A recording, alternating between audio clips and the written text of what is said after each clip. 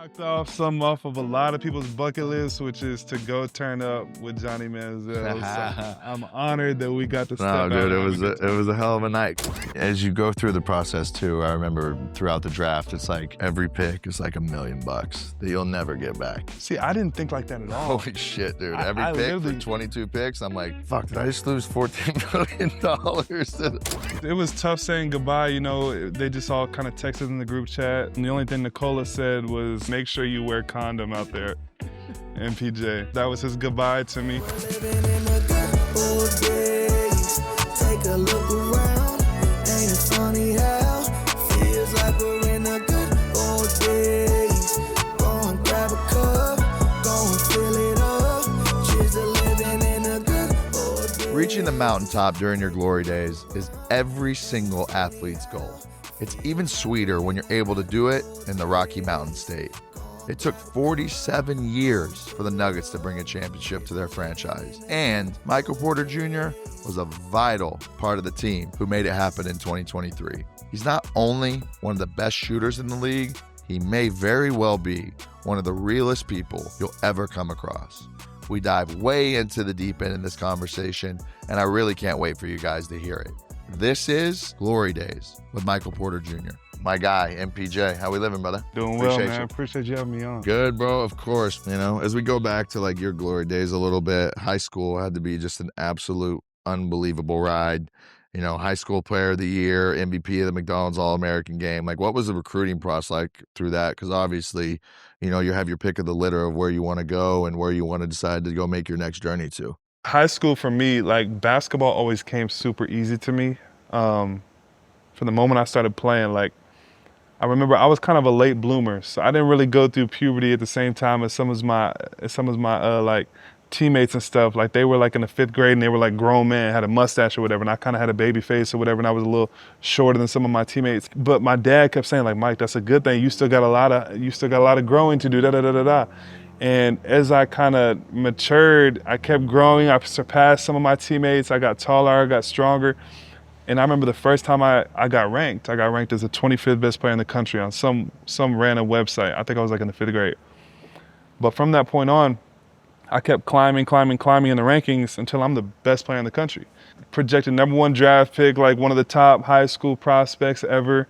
You know, they were saying like I was behind LeBron. I was one of the best high school players in the history of high school, you know, so it was easy for me. Like basketball was so easy for me in the recruiting process. Every school wanted me.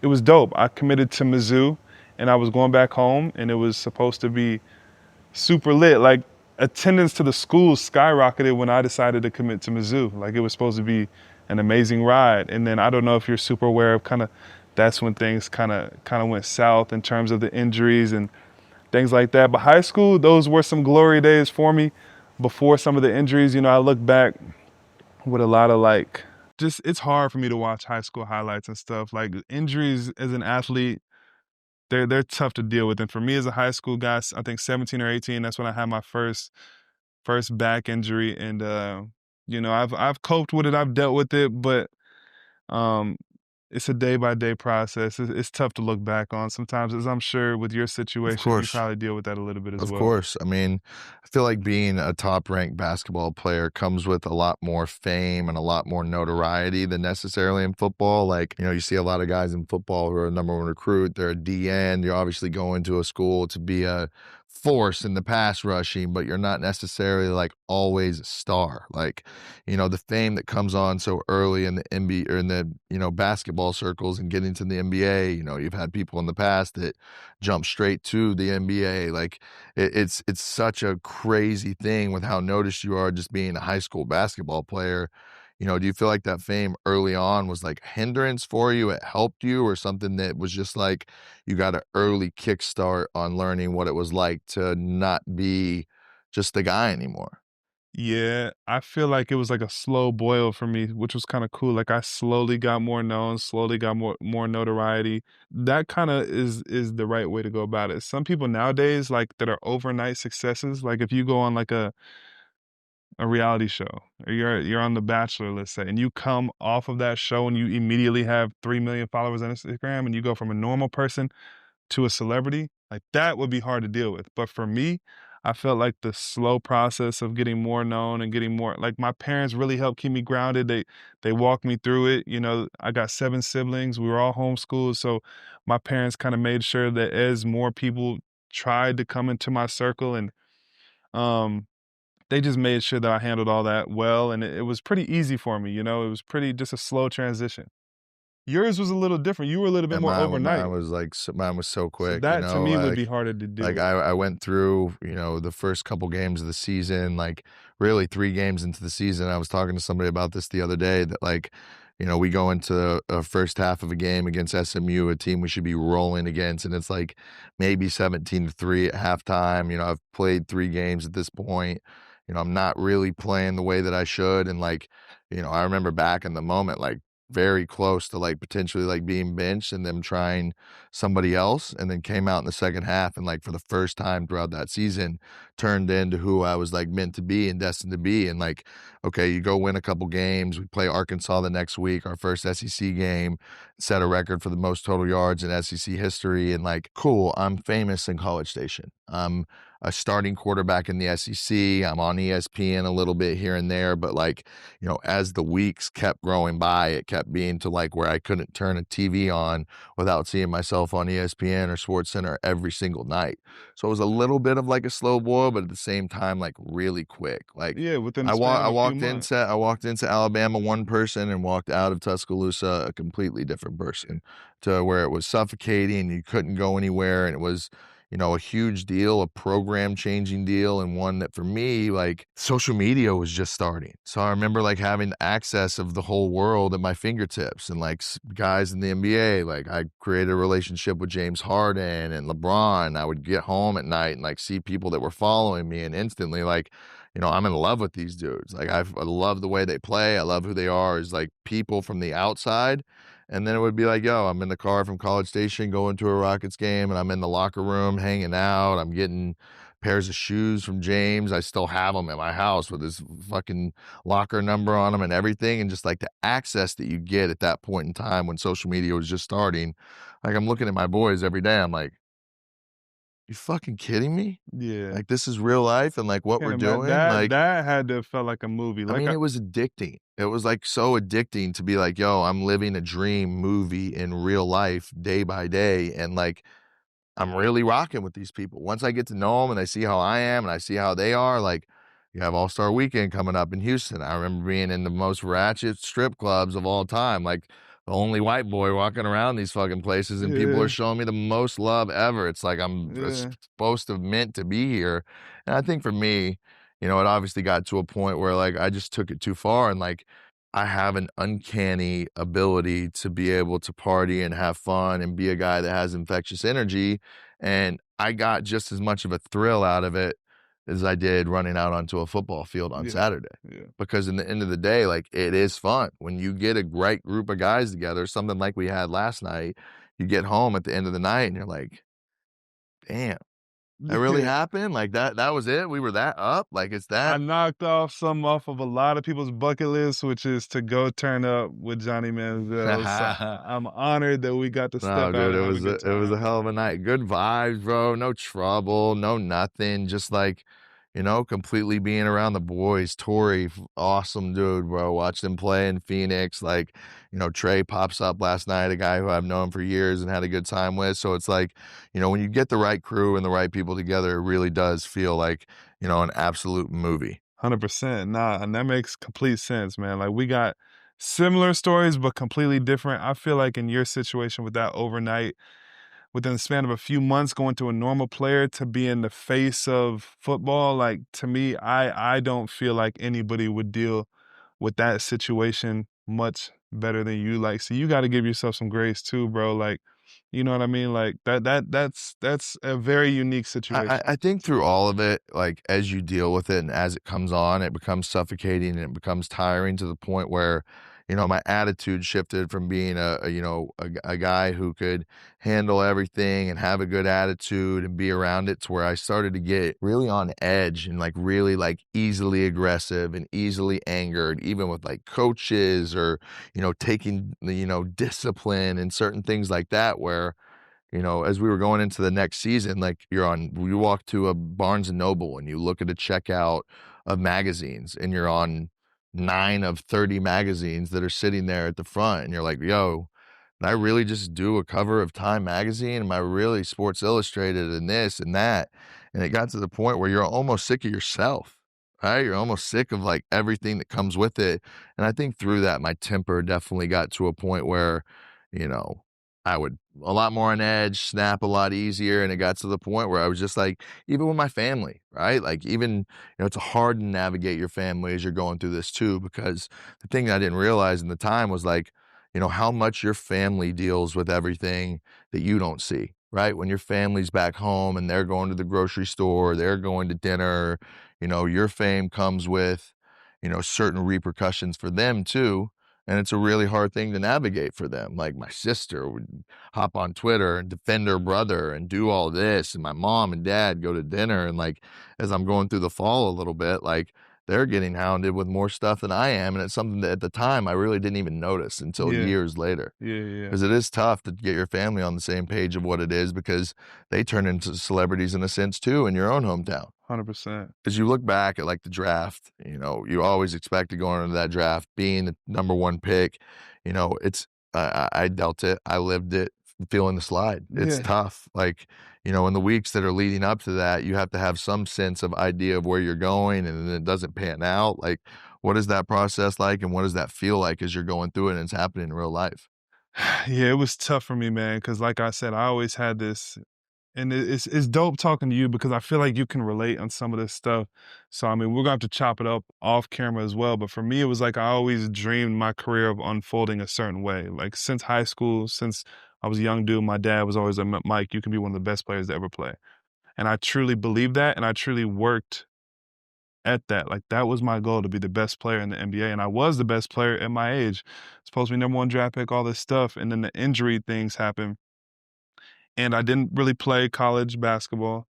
And I get to the draft, and I'm seeing all these dudes go before me that I know I'm better than. Like I've played on. You still remember the list of guys who went before? Yeah, the whole list. And it's dudes that I've competed against all throughout high school at all these different All-American camps and whatever. And I used to kill these dudes, and they're all going before me. And it's just tough to see, like, your dream kind of like not unfold the way you want. But now on the backside, you get to see how like everything pans out the way it was meant to be. I think you might not see some of those things years later, but when you do go through tough trials and go through tough times, it's cool that like down the road, you can see kind of like the benefit of some of those things. Like who knows if everything panned out perfect for me and I was the best player and I was number 1 draft pick and I was one of the best players in the NBA, like who knows who I would be as a person? I don't know. Like who knows? You just don't know. Like maybe I was being protected from something. So I'm finally starting to kind of look at all that stuff and all those trials as a blessing, I feel like. Yeah, I know. And as you go through the process too, I remember throughout the draft, it's like you don't think about it like all the time because you're just like excited to get to a team and get drafted in the first round and live a dream. But it's also like every pick is like $1 million that you'll never get back. See, I didn't think like that at all. Holy shit, dude. Every pick for 22 picks, I'm like, fuck, did I just lose $14 million? It's so crazy. For me, like, never get back. To me, money was never even a thing on my mind. Like that never even was like, oh, the difference between the number 1 draft pick and the 14th pick is a bunch of money. Like I didn't even register that I was about to be rich going to the NBA. I just wanted to hoop and be the best hooper I could be. And then when the money did come, that was a whole different conversation. I didn't even know. Like that was never my goal, was to get money. But that's funny that that's the way you were thinking. Dude, it was just something that like crossed my mind because as you're like going through a list, I remember seeing it before. It's so slotted in what they do now. It's like 24 million, 22 million, 21, 20. What 19. was yours? What was yours? You were the number 20. I was number 22, and it was like 10. But the number 1 pick was 23, 24 that Clowney got. And now, as you watched it obviously grow throughout the years, like, it was, I think Cam Ward got like almost 50 million this year because as the cap goes up and everything. So it's like crazy. Like you can get out of there with probably 22 million in cash, right? Like that's enough money to really, no matter what happens, be able to chill and your money's growing. And like, it's a lot different with 10 when you see 4 or 5 and like it's Yeah, different. 100%, It's 100%. way different. So like, it's very rare for guys to get to a second contract. A lot of guys do. Obviously, it's the goal, it's the mission. But like, you know, you can get through one deal on a $50 million deal and your life is way different forever compared to going 20. Right. That makes sense. You finally get to the Nuggets, right? You find your home, you get on a team and you start to see these guys. Like, talk about a little bit how, Joker and Jamal and these guys helped you develop as a player in that offense and like get to a point where you were comfortable being yourself and really play your role and play it well. Going into the Nuggets, like I didn't really follow the NBA all that much before I got to the NBA. Like I was always focused on my age group. So when I was in high school, I was watching high school dudes. When I was in college, I was watching my friends hoop in college, Trae Young, DeAndre Ayton. I watched NBA, but I didn't watch a lot of it. So I didn't really know much about Nikola, honestly. I really did not. And he wasn't the superstar he is now when I first got drafted. When you get there, do you see he has the bag to be that player though?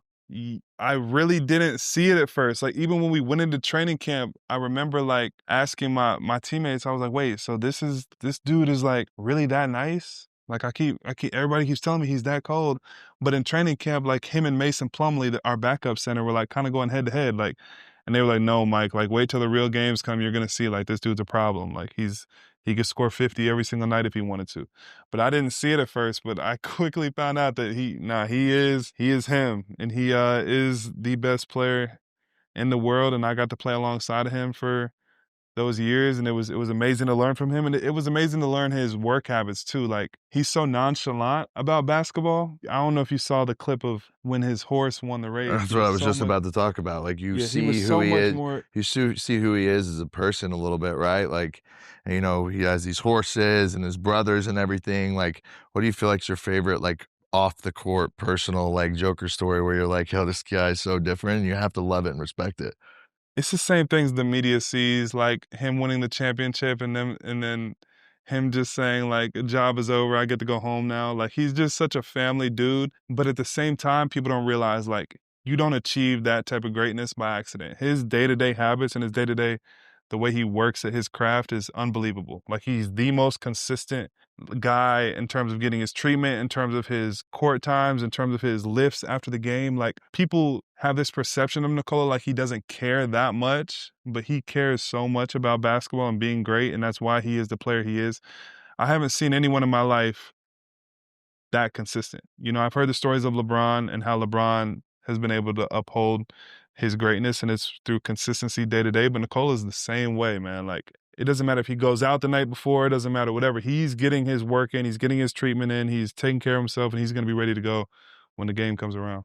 You go and obviously build crazy relationships with Jamal and Jokić and all these guys on the team. How was it when you get that news and you reach out to them or they reach out to you and you're like, finally like almost saying your goodbyes and like so many good memories on such an amazing run that you guys had together? Yeah, it was tough saying goodbye. They just all kind of texted in the group chat. The only thing Nikola said was wrap it up out there, and that's all he said. He said make sure you wear condom out there, MPJ. That's all he said. That was his message. That was his goodbye to me. But it was tough saying goodbye to my teammates. That especially Jamal and Aaron, the guys that have been there for a long time. Those are my guys. Those have been my family, but it's the nature of the sport and we're going to stay in touch. You know what I mean? But definitely was tough saying goodbye. Football brings out all the emotions. It's why we love the game. But that feeling when your bet doesn't hit and getting hung out to dry by your old sports book, that feeling is the thing of the past with the game day guarantee from Fanatics Sportsbook. Here's how it works. Every single game day from now until October, new customers get up to $100 back in fan cash if your football bet loses. Guaranteed. Think about that.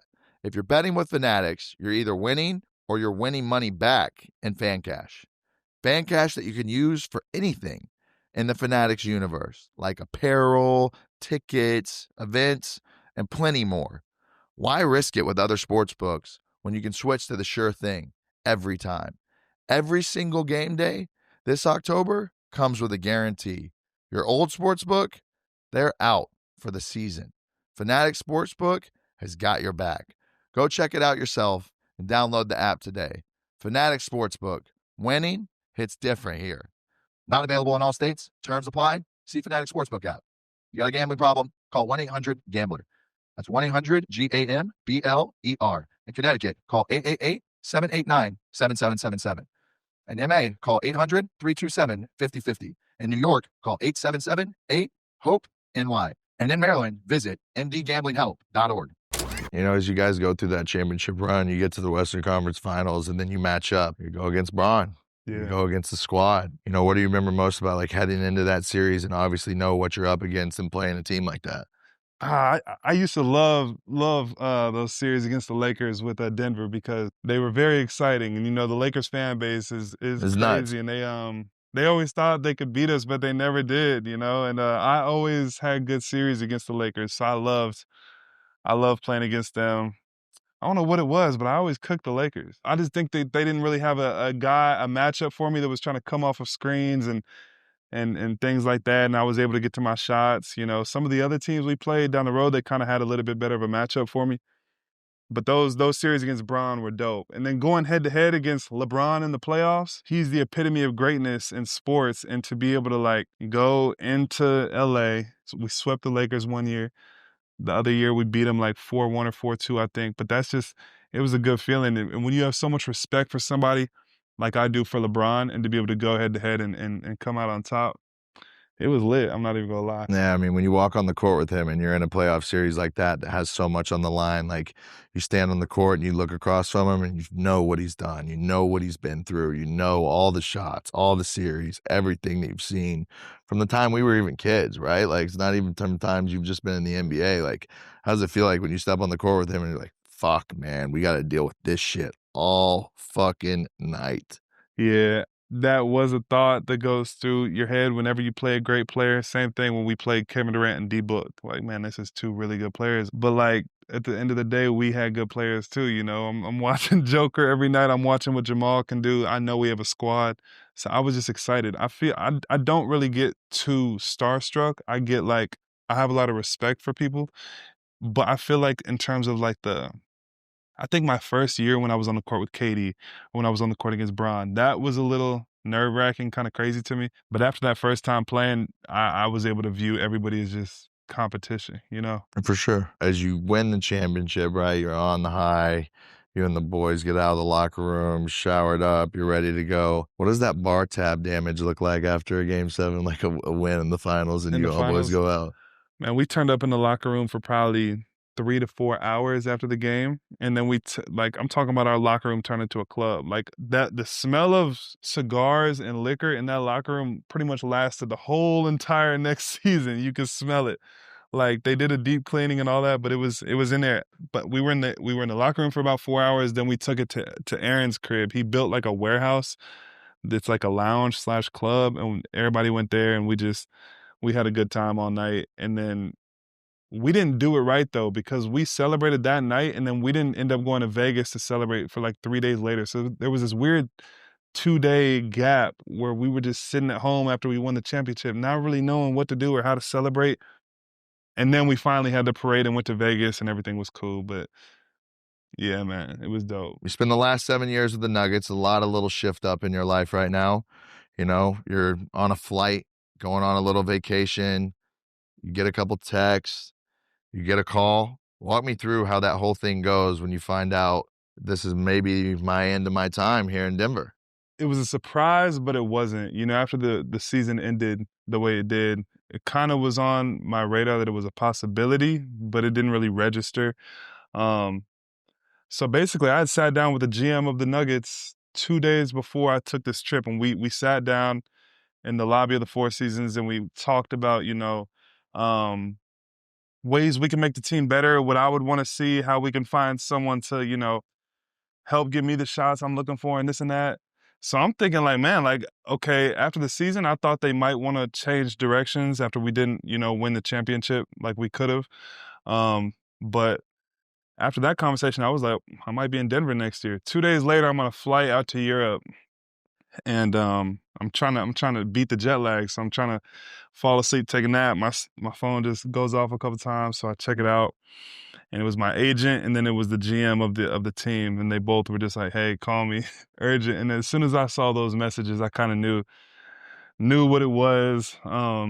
But I couldn't call, so I just could only text. So I just texted my agent back like, "Man, where are we going?" And he said Brooklyn. So then I kind of had to wrap my mind around that because, Brooklyn this past season kind of seemed like they were in a rebuild situation. So my mind immediately went to like, man, like I'm not trying to go lose, but also I'm excited for this new opportunity. So there was all these just my mind was flooded with thoughts, but I'm happy for the switch up. I'm happy, to be like you said, I was in Denver 7 years, so I'm looking forward to the change of scenery. You guys on such a high, you win a championship, and then you obviously reloaded. Coming back the next year, you have a really similar squad, a lot of cohesion between the team, and then the next season goes the way it does. You have to kind of end that season. And as anybody knows that plays in any sport, whether it's NBA, NFL, NHL, like how hard truly it is to like make that run throughout everything. It almost has to be like fate and perfect. Everything comes together. And then you go into a next year feeling like you're riding so high and then it ends in the way that it does. And it's just got to be tough. It is. I mean, you've experienced reaching pinnacles in your life, and then the lows of certain parts of your life too. And that's what an NBA season is. That's what the life of an athlete is, and that's what that was. We reached the pinnacle of the NBA world, winning a championship, and then to repeat and do that again is definitely harder than the first time because your off season's shorter. You're celebrating the championship, so you're probably not taking as good a care of your body. So going into that next season, I felt like we were focused, but we weren't as motivated as the year we won it. And then, KCP wasn't on the team anymore. I felt like that played a big part.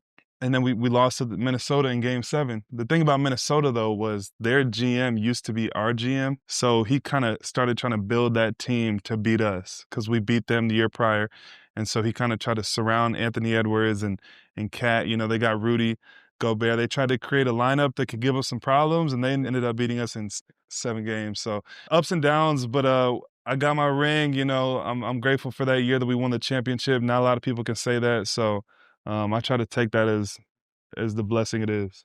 You go from a team with championship aspirations, top of the mountain, get the ring, then you get traded to a team that finishes 30 games under 500. Obviously, the highest paid player on the team, the guy who's there to make things shake and shake them up and bring an energy and a vibe to the team that changes the culture, right? Like, do you feel pressure in that situation, or do you feel like you just have to go in and be yourself and make the guys around you better? It's that. It's the second one. I do feel like there is more pressure in certain aspects, but there's also less pressure. I don't feel like this team, I don't want to lose, but the expectations of this team aren't championship yet. With the Nuggets, it was like, man, championship or bust. If we either win the championship and everything is good, or we don't. And with Brooklyn, it'll be a little bit different. But me personally, I have to take steps as a leader.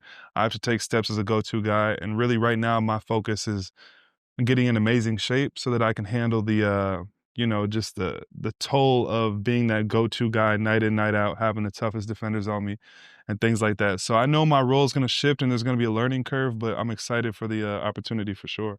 You feel like you got to be battling a little bit of like, you always think back and it's like almost like a what if on the situation of what could have been with that squad, could have been with that team, and not being able to stack another chip and get it done. Like, it's always a little bit of what if there forever. And like, know that you had the potential, but just the way it went just didn't go the way, it was supposed to. 100%. I mean, the last 2 seasons we lost game 7. We lost to Minnesota Timberwolves game 7. And at home, we were up 20. We ended up losing that game. And then this past season, I got injured and we ended up losing in game 7 to OKC, who ended up being the champions last year. So we had the team, a championship caliber team the past 2 seasons. We just came up a little bit short in game 7. But like you said, man, like it didn't happen. We did get a ring, and that's life. Like, I don't judge those seasons as complete failures in my book because it is tough to win a championship. Think about all the amazing players that never won a championship. It is very hard in the NBA. to win a championship. So And I've heard you say that like you almost felt like at a time you hit your ceiling a little bit in Denver and then plateaued out a little bit. But like, what do you feel was holding you back a little bit in Denver for being the player that you envisioned whenever you were there, even though you had so much success? when you have a championship level team, there's going to be a lot of good players on that team, and there's going to be some sacrificing going on. So like when Aaron Gordon came over from Orlando to Denver, he was a number one option in Orlando, came to Denver, and he was probably the number fourth option offensively. And so I think we just had so many players that we all had to find that niche and that role to make our team as good as possible. And then Nikola is the MVP. He's going to get the ball most times down the floor. And, we're going to play off of him and things like that. But the difference between my situation now and the situation in Denver is just like there's not a Nikola Jokić on our team that's going to have the ball every time down the floor making the decisions. So I'm going to have the ball in my hands a little bit more, have to make more plays, have to take tougher shots. It was a blessing to play with Nikola, one of the best passes in the league. And it was a blessing to play with Jamal and AG and all those guys. But it's going to be fun to kind of explore my game a little bit as one of those go-to guys. Yeah, I mean, we've obviously seen you have the ability to go out and drop 35 on a team that has stacked players around you. You're sharing the ball a lot. On certain nights, it's one way. On certain, it's the others. Like you said, Joker's going to get the ball a lot, and a lot of things are going to come off of his play and what it is. What do you think people are in store for now that you have the keys? You're going to have, when it gets down to 7, 8, 10 seconds left in the shot clock, you're getting the ball at the top of the key and taking a lot more one-on-one opportunities and getting a chance to get your shot, make your own shot a lot more than you probably have been in the past. Yeah, I think there's going to be a learning curve for me, especially exploring my game, having the ball in my hands in those situations more. But I think I'll adjust, and then I think it'll be very fun. It'll be a beautiful sight for me, and it'll be cool. It'll be such a change from the past 7 years. But like you said, I'm one of the older guys on the team. I'm one of the first options on the team offensively. So they're going to be looking to me to put the ball in the hoop. And I just got to take this offseason seriously, get my body in amazing shape, and be ready to handle that load.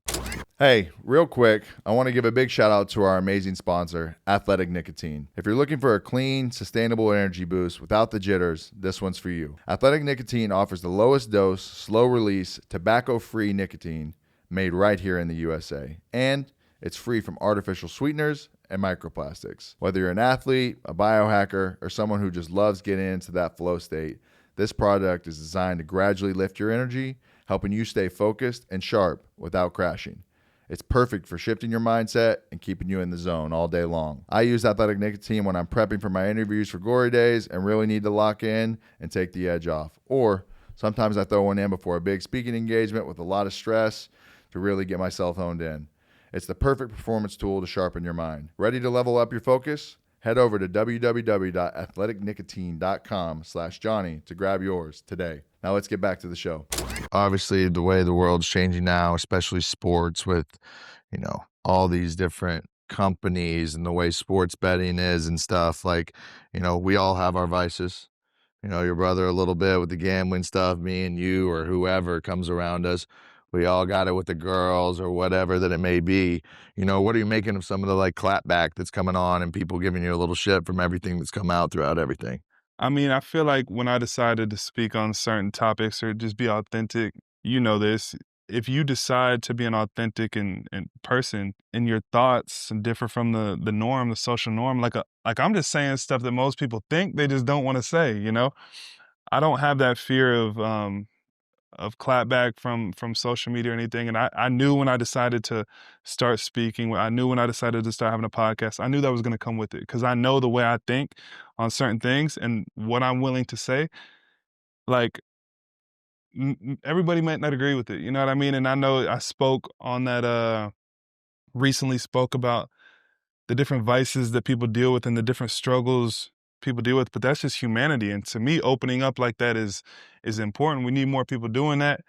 And I feel like more people can relate and it'll encourage them to be more open as well. So that's the goal. I'm not out here just trying to say whatever, but I'm just saying the truth. Like, people struggle with different things, you know what I mean? It's not throwing anybody under the bus. It's not saying this thing is worse than this thing, but it's just the truth of the matter. And I would just say my thing happens to always be, the girls and you probably have your own thing. I'm interested when I interview you to ask you a little bit about that. But yeah, man, that's all it was, is just being honest. And when you're honest, you're gonna deal with some clapback. Well, I think, bro, it's one of the things in the sports world and in the media and the way a lot of people are more buttoned up and laid back. There is something to be said about authenticity to yourself and who you are and what you believe in and speaking your mind on how you see it. And to be honest, as I've learned throughout the years, a lot of people aren't always going to see life through your lens. Right. And that's all right. Like, to be true to yourself,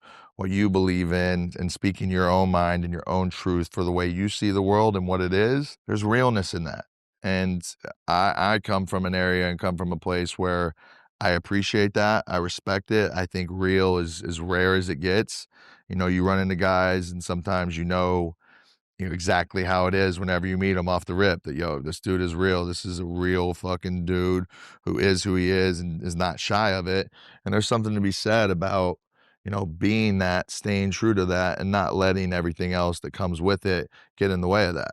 That's why people gravitate towards you. That's why people want to be around you as well, because you're you, There's only one Johnny Manziel and you're you. And I feel the same way. I feel like we're not on this earth forever. You might as well be you and not try to put on a facade and be somebody else. You might as well just keep it 100. So that's all I try to do. Yeah, I know. I mean, bro, listen, I've had a lot of sacrifices and a lot of things that have not gone the way they probably should have because of decisions I made and who I was at a point in time in the past. And, I look back at it at times with regret and things I wish I could have done different. But at the time, I didn't know better. Bro, it takes you a while, and it takes you, luckily for you, being on a team in Denver that has the people around you where you're taught how to move, you're taught how to, maneuver certain situations, or the night where, you may go out or something the night before a game when in reality, the vets and the other people know better to stay in and call it an early night or whatever it is. So it really does come down to a lot of having the right people around you and learning from people, because when you're as young as you are and you get into the league and you get this money and this access and everything that comes with it, there's a learning curve that comes with it. And if you're not equipped to handle it, you really don't know any better. Right. Which is tough. What are the people who are disagreeing with you in this, like missing about the whole thing, being on the inside of it? I feel like people should have the freedom to do what they want. If they want to gamble their money on games, like, feel free to do that. That's another clip that I kind of got some backlash for, was me giving a scenario of a player who could get all his friends rich by hitting on an under. I'm just saying that that's a temptation that some player may deal with in a moment of weakness. I never condoned it. I'm not over here tripping that much if people DM me, or if people on the sidelines are talking about, Mike, I need one more three. I need 20 points in that. I'm not tripping about it. It doesn't bother me at all. But it's almost just like, go make some bread another way. Don't put your well-being into the hands of an athlete who can do good or do bad that night. He might be feeling good about his game or feeling off that night, So that's the only thing that I kind of, that's how I see it. You think about a guy who's on the minimum, right? He's making 700 to $1 million something, and then you look at the opportunity that presents itself, and you take 50K here, 70K here, it adds up to the point where you're adding to your salary type of stuff. But I see the enticing part of it, but it's also you have so much to lose and so much opportunity to go out and have one hell of a 20 game stretch, and then you're bumped up to a 3, 4, 5 million salary from a team who needs a player in that role. And when you look at it, it's just the temptation of people that you have around you that can easily get you off where you're supposed to be and the path you're supposed to be on. Yeah, 100%. And the story that I was telling, the scenario that I was telling was a scenario personal to me, because I remember back in the day, I had a couple friends, and I don't know if they were joking, I don't know if they were serious, but they texted me on that BS, yo, Mike, we could easily do this. And I had to block them. I had to block them out of my phone, because it was during the time when a lot of that sports betting stuff was hot in the league. Like people were getting caught up, and I didn't want those texts on my phone, but I had a couple friends who even approached me and kind of suggested that a little bit one time. And I had to block them off my phone. Me talking about that is not me saying that it's okay. I'm talking the real about what actually happens in the NBA and some of the temptation that some players might deal with. Like I said, people, I think I got backlash because people were saying that NBA players make so much money. Like, why can't they just help their homies out and give them some? But there's different levels of how much money people make in the league. Not everybody's making $20 million a year. There's guys that are in the league that are making a couple mil a year, whatever, which is still great. But agent and taxes and depending on where Agent, you're at. taxes, and when you make it to the league, you know, when you have money, everybody around you who you grew up with, your family, they're going to come knocking on your door, asking you to help them out in all types of different ways. I'm curious about your thoughts on it, but that's just kind of my take. Obviously, it's very personal to me and my family, but that's just the way I view it, bro. Yeah, I mean, for me, man, I guess obviously, you know, when I got to Cleveland, my first couple years, like I was addicted to the NBA. It was the years of like, you know, Bron coming back to Cleveland, Melo still really good, Kobe, the Christmas games were like amazing. And for me, I was so tapped in and hooked on weekly basketball, like to get home from a practice and turn a game on at 7 or 8 o'clock at night. Like I was fucking gambling. Like I was fucking ripping NBA games every single day, tapped into it, loved it, bro, and was on like a crazy ride of it. Well, I just think that goes back to like being self-aware on your individual struggles and vices. Like there's some people that can handle certain things. Like you may not have an addictive personality with the gambling. I wouldn't. Like if I was to go to the casino and play roulette and I played with a couple $1,000, $5,000 for fun and I lost that money, I have no problem just walking away. A lot of people be like, man, I just lost my money. Let me try to get it back. Then they go deeper and deeper in a hole. So people have different pulls to different things. Like for me, that's not a struggle. So I feel like when I go to the casino, I'm cool. But some people do have that struggle. And if they lose their money, they're going to chase their money. They're going to go deeper and deeper and deeper into debt.